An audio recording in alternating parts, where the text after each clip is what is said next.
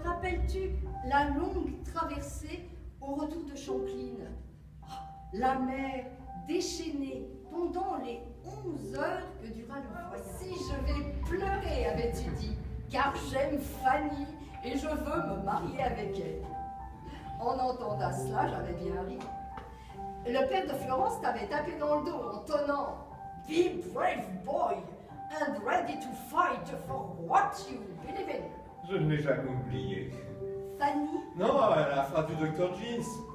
Je m'y suis conformé en tout point. N'avions-nous pas omis cette fois-ci d'enregistrer nos bagages au retour? Mais bien sûr, avec tous mes dessins. Enfin, au voyage suivant, nous avions été plus prudents. Nous avions grandi. Ouais, le souvenir m'en est moins doux. Cette fois-là, tes confidences ont dissipé nos 30 ans, j'ai compris que je t'avais perdu. La fille innocente que j'adulais avait fondu comme cire devant le feu. Notre langage ne s'accordait plus. Nous étions deux infinis chaotiques à l'opposé du même univers. Tout en toi. De tes yeux bleus de nuit à tes émaux de sursis, de ta peau de lait à tes cheveux, tout en toi clamait que tu avais goûté au plaisir. Interdit. Redin t'avait souillé. Oh, allons, Paul. Le mot est plus laid que la chose. Enfin, une fois encore, tu te laisses emporter. Ah, pas du tout. Tu es engagé dans une liaison coupable. Cet homme t'avait menti. Jamais, à aucun moment, il n'a eu l'intention de faire de toi sa femme. Tais-toi, Paul, par pitié. Tu rouvres mes blessures. Ah, laisse-moi finir, me délivrer par le tranchant du reproche de cette bile qui m'a si fort rongé. J'étais trop niais alors pour oser te livrer mes pensées. Je te sentais aveuglé par tes sens à vif, certaine que ce porc, plein de suffisance, apprenait le métier. Il ne faisait rien d'autre que révéler tes dons, ton originalité. Tu n'as pas perçu qu'il te pillait, qu'il volait ton génie. Après, rien d'entre nous ne fut plus comme avant. Mais c'est à toi qu'en revient la faute. Enfin, tu es parti. Pire, tu m'as fui. Si t'embarquer était la seule issue, tu aurais dû me prendre à ton bord. Nous avions tant rêvé de suivre Rimbaud jusqu'à Harare. Nous aurions franchi les murailles de la ville, frayé notre chemin parmi les troupeaux de chèvres, retrouvé le poète au pied d'une des portes du Dal Falana. C'était impossible. Tu ne m'as pas suivi. Tu étais devenue sourde. Tu étais devenue folle. Tu étais devenue femme. Et moi j'étais un homme seul face à ces démons, païen converti. Crois-moi, ce ne fut pas facile. Écartelé, tiraillé entre les aspirations de ma nature et les injonctions de ma foi. J'étais à l'agonie, Camille. Je me souviens du soir de Notre-Dame. Enfin, c'est ainsi que je l'ai baptisé. Tu en faisais une tête. On s'apprêtait à fêter Noël. La volaille était cuite, presque brûlée. Tu te faisais attendre. Maman râlait, comme toujours. Louise nous saoulait, blanche, noire, croche. Parfois un soupir, jamais de silence. Hélas, la la la la la la la la la la. Je suis rentré bouleversé. Je me suis pris les pieds dans le porte-parapluie. Bouleversé? Non. Plutôt transfiguré. Nous sommes passés à table, tu t'es assis en face de moi, illuminé. Enfin, j'ai pensé que tu avais été foudroyé. Tu ne mangeais rien. Devant ton sourire idiot, maman a même failli laisser tomber la bûche au beurre. Mais pourquoi n'as-tu rien dit ce soir-là? Je ne sais que répondre. Disons que je n'étais pas fier d'avoir rejoint le clan des catholiques. J'étais un peu honteux de ma foi nouvelle. J'avais 20 ans. Il fallait que je prenne du recul, de l'assurance. Moi, aujourd'hui, je le proclame, Dieu existe, Camille, je le sais, il m'a sauvé. J'ai besoin de lui pour être moi. J'ai différé longtemps l'aveu de ma conversion. Ce ne fut pas facile de te parler, Camille. J'avais peur de tes sarcasmes, de tes piques aiguisées, que tu me traites de petit curé. Tu étais une tigresse. J'avais encore plus peur de toi que de papa. Ce n'est que des années plus tard, face à la mer, dans cette île si propice aux élans, que le courage m'en est venu. Me suis-je moqué? Non. Mais dans ta réaction, tu m'as traité de fou. Quant à la réaction de notre père, crois-tu que je n'y avais pas réfléchi pendant tout ce temps? Oh, je savais qu'il pousserait des cris en pestant. Oh, quand une des folies de mon fils. Cher papa, nous ne l'avons guère épargné. Dieu, depuis, n'a cessé de me mettre à l'épreuve. J'ai failli. J'ai péché. J'ai aimé. C'est lorsqu'à 18 ans, au creux de mon lit, tu me lisais des poèmes, tu clamais que le péché n'existait pas. Jadis, si je me souviens bien, ma vie était un festin où s'ouvraient tous les cœurs, où tous les vins coulaient. Ces vers sont magnifiques. Il n'empêche que j'étais une brebis égarée comme Rimbaud, que je ne renie pas. Je voulais écrire, Camille, je voulais partir, réussir. C'était un élan vital, je devais m'arracher à vous. À toi surtout. Eh bien, tu as trouvé la force de tout faire, la force de réussir. N'es-tu pas poète, dramaturge, conçu? Non, ne proteste pas. Tous ces gens de la haute venus au vernissage pour la curer, assister à la mise à mort de Camille Claudel. Je ne te ferai pas d'ombre trop longtemps, mon petit Paul. Qu'est-ce que tu chantes? Tu le sais bien. Quand on prononcera le nom de Claudel dans 10, 20, 100 ans, c'est à toi qu'on pensera, Paul, pas à moi. C'est possible. Bon, la réussite et la gloire sont certainement réservées aux hommes. Donc, les femmes étant promises à d'autres emplois. Dieu seul décide du rôle de chacun dans l'ordre du monde, Camille. L'ordre du monde. Rodin, lui, se voyait au Panthéon, aux grands hommes, la patrie reconnaissante. Oh, toi, tu invoques l'ordre divin. Chacun dans votre style, vous êtes bien pareil. Enfin, qu'as-tu dit? Dieu seul décide du rôle de chacun. Oh, Dieu est un prétexte commode. Enfin, il s'agit juste de protéger vos acquis. Combien de temps crois-tu que les femmes accepteront, sans broncher, ce rang de subalterne? Mais je ne veux pas entamer une polémique. Je suis trop lasse pour ferrailler. Aucune vocation à devenir le porte-drapeau du sexe faible, comme on dit. Mon combat, ce sont mes bustes, mes groupes, mes créations témoignent pour moi. Ma liberté jaillit de la pierre que je taille, de la terre que je pétris, du feu qui fond le bronze. Je ne plierai devant rien, ni personne.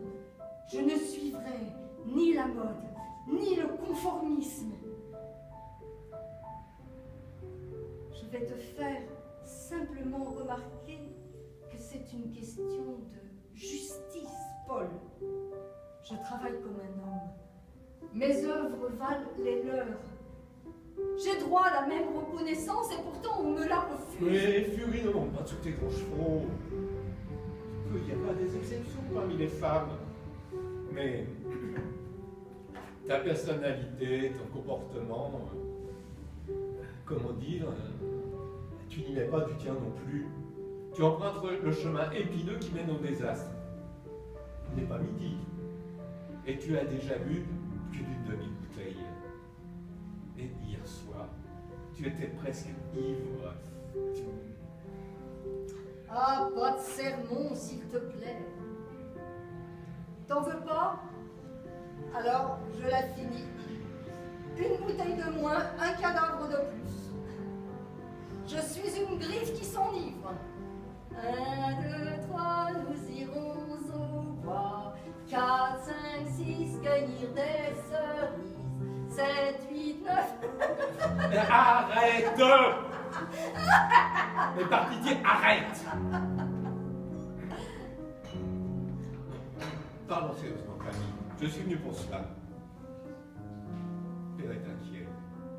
Ce qu'il a vu à l'exposition n'a pas assuré ton entrée chez Blo, avec près de 2 heures de retard. Le visage poudré de carême, les joues fardées. Nous étions au supplice, Camille. Blo est trop indulgent et il a tout de même eu du mal à supporter ta conduite. Et surtout celle de ces loufoques que tu avais eu l'indécence de traîner à tes basques. On ne t'en a rien dit à ceux qui t'aiment. Ils m'ont accompagné, Paul. Rien de mal. Tu as bien vu hier. J'étais fatiguée. On a dû m'habiller, je tenais à peine assise. Ah, c'est ce brave Asselin qui a lassé mes bottines crevées. Il les avait rapiécées à la glaise avant de les cirer. C'est parce que je suis malade que Blo a organisé cette rétrospective. Pieds par terre, tant j'étais souffrante. J'ai enfilé la belle robe rouge. Elle me va bien, n'est-ce pas? Oh, flûte, elle est tachée. Oh, le loueur sera indulgent, on lui a dit que j'allais mourir. Je le lis dans tes yeux, Paul. Je l'ai lu dans ceux de Blo, d'Asselin et des autres.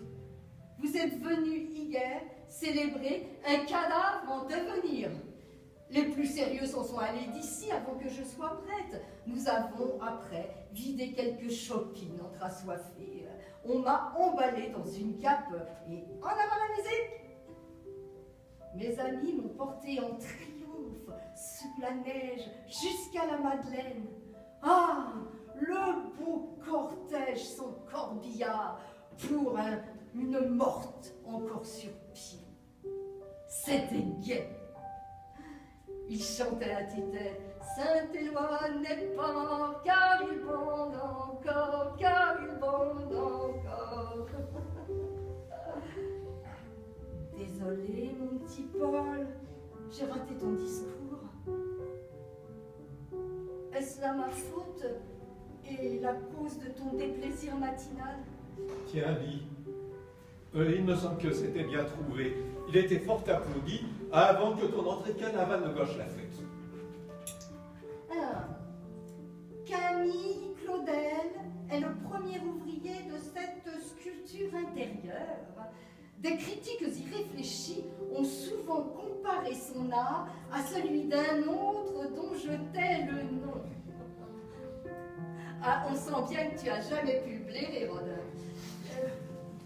Tu vois, moi je dis son nom qui me gâte la bouche. T'as raison, c'est un manipulateur, un tireur de ficelles, nous comparer est ignorant. Lis donc jusqu'au bout. Alors en fait, on ne saurait imaginer opposition plus complète et plus flagrante entre l'art de ce sculpteur qui est le plus lourd et le plus matériel qui soit. Bravo!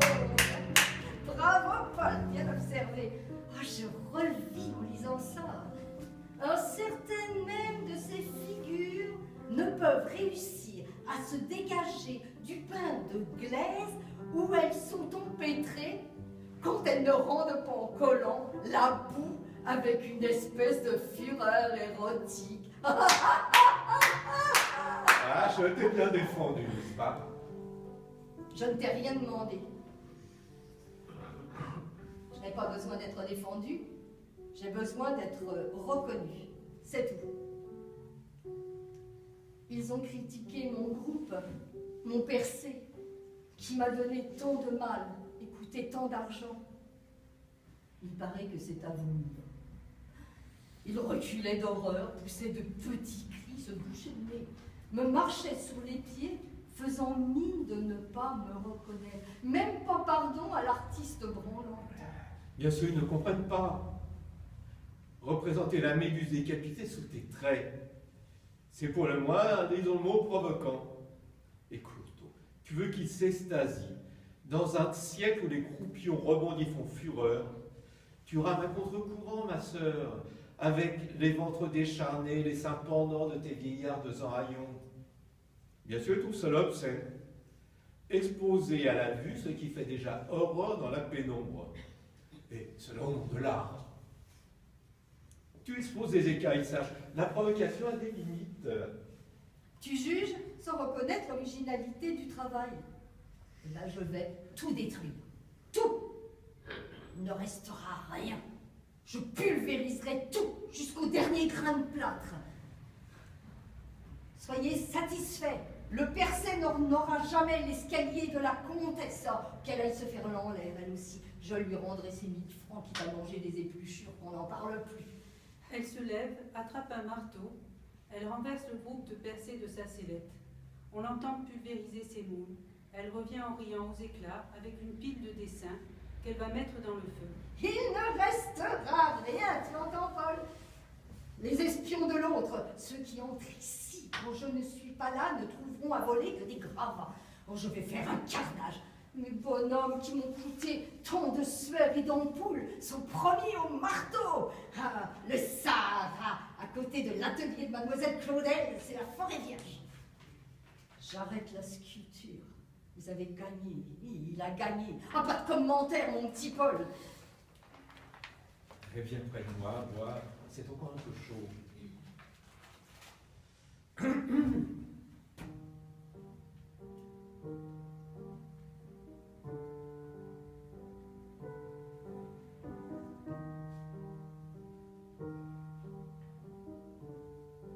Hier,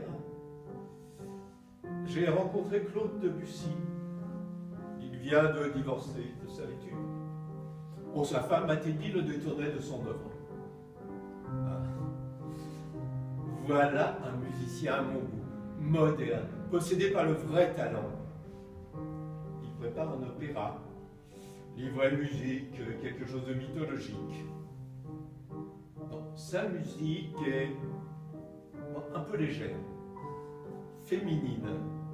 Il lui manque un je ne sais quoi d'épique, de wagnérien.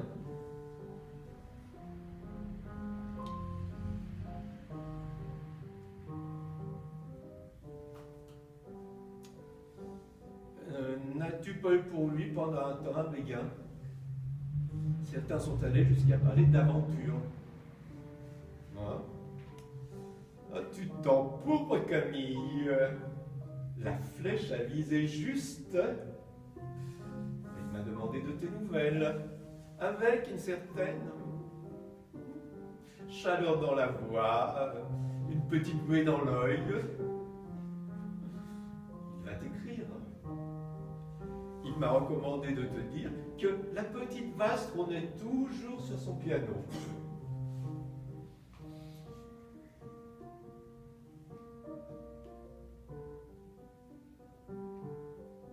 Bien que divorcé, voilà un homme qui fera un parti présentable. J'imagine que tu te contenterais d'un mariage civil. Personne dans la famille ne saurait y redire. Là est une chose vaine et décevante. Tandis que le mariage...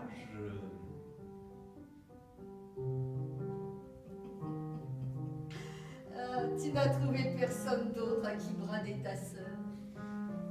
Debussy. Je déteste la musique, le bruit m'empêche de dessiner. Mais sois raisonnable. Le mariage est le seul chemin à prendre, le seul statut qui puisse sanctifier une femme. C'est facile à comprendre. De tentatrice. Tu vois à quoi je fais allusion. Le mariage apportera la sécurité matérielle et spirituelle, te tirera de tous tes embarras. Jamais. Le mariage, ce monstre de Rodin me l'avait promis. Ben vrai, le beau babillage. Et le voyage de noces dans la corbeille de mariée. L'Italie, le Chili et Pétaouchnock. Tu seras ma femme, il avait dit. Je n'aurai pas d'autre élève que toi. Mensonge, mensonge, Paul. Les promesses sont des mensonges. Pourquoi m'encombrer d'un homme, enfin Debussy ou un autre, qui me fera souffrir? Je les connais, les hommes. Amateurs de chefs fraîches et souvent renouvelés. Ils regardent leur matrone comme poule pondeuse. chose, hein, un enfant tous les ans, et youpla, pendant que madame couve, ils vont au cabaret siffler de l'absinthe accoudés au comptoir. Très peu pour moi. Tu peux reprocher à un homme d'avoir envie de fonder une famille. Il n'en a pas moins pour autant besoin d'exister, d'être reconnu. Se peut-il que tu ne ressentes aucune tendresse pour les enfants, Camille? Tu n'en parles jamais. Tu ne sais rien.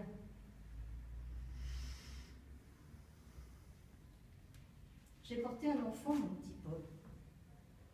Là, dans mon ventre au chaud. Nos cœurs battant à l'angle. Oh, c'était étranger doux. Mais que deviendra un enfant sans père, le fruit d'un misérable collage bâtard